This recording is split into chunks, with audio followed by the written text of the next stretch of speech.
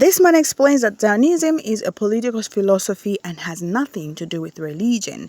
And also it brought about the so-called State of Israel. And they're saying that they're trying to confuse things by making Judaism and Zionism look the same, whereas they're different. He says that Judaism originated from Africa, whereas Zionism came from a man who was actually an atheist who said that he was going to make a state for God's chosen people, the Jews. He is also surprised and very pissed by the fact that United States keeps sending billions and billions of dollars to Israel, whereas it also has homeless people. Let me roll this clip and I'm going to be back. Zionism is a political philosophy which has brought about the state of Israel, the so-called state of Israel. This political philosophy has nothing to do with religion. On the contrary, it seeks to confuse others and let them think that Zionism and Judaism is one and the same. I am a conscious African.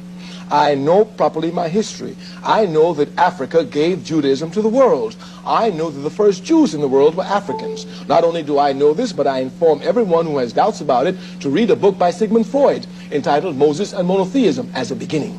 Consequently, I know that Judaism and Zionism are not the same. Zionism had its first organizational expressions in 1897 in Basel, Switzerland, in Europe. Here was a man by the name of Theodor Herzl, H-E-R-Z-L. He was the founder of Zionism. He said that he was going to find the state that God promised the Jews. Listen to this very carefully. This man, Herzl, was an atheist. He believed that there was no God. He said God did not exist. Now, how is it that a man who believes that God does not exist is going to find a state that God promised to his chosen people? I'm telling you, this man is Satan in disguise. Zionism is a satanic movement. It is devil. It is imperialism. It is racist. It has gone and taken the lands of the Palestinian people and through terrorism has driven them out. And through terrorism, it maintains its power. And the United States of America, with over 6 million homeless, sends to Israel billions and billions and billions of dollars everywhere to bomb Palestinian people while homeless people are here and unemployed are here. Zionism is going to raise this war and make the people in America become clear to. So there has been many things and receipts have come out that Israel is controlling the United States.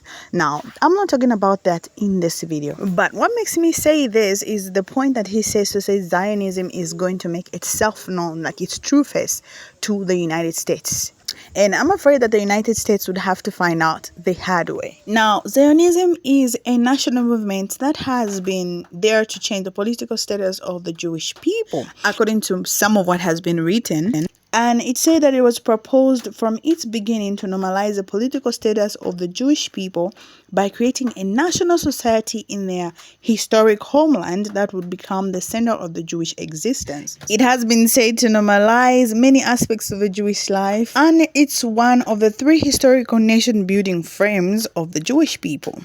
So the first is spiritual, which is the idea of the chosen people, the bearers of monotheism. The second is legal, the establishment of rabbinical law. The establishment of rabbinical law as a unique way of continuing the collective existence in spite of dispersion. The third is political, territorial sovereignty in the state of Israel.